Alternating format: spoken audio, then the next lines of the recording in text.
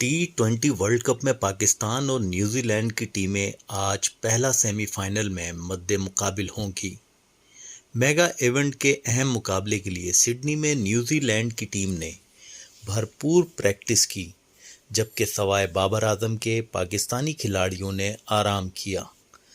कप्तान ने अकेले 1.5 घंटे प्रैक्टिस की। सिडनी क्रिकेट ग्राउंड में मैच की तैयारियां मुकम्मल हो चुकी हैं। ग्रीन शर्ट्स ने मुसलसल 3 मैचेस में फतूहात समेटकर सेमीफाइनल में जगह बनाई, इसलिए विनिंग कॉम्बिनेशन के साथ वो क्यूवीज का मुकाबला करेंगे। दूसरी जानिब न्यूजीलैंड टीम वर्ल्ड कप में भरपूर परफॉर्म में है। इसके बैट्समैन और बॉलर दोनों ही की कारकर्दगी शानदार रही है। ग्रीन शर्ट्स के लिए अच्छी खबर यह है कि इनके स्ट्राइक बॉलर शाहीन आफरीदी भी मुकम्मल रिदम में आ चुके हैं।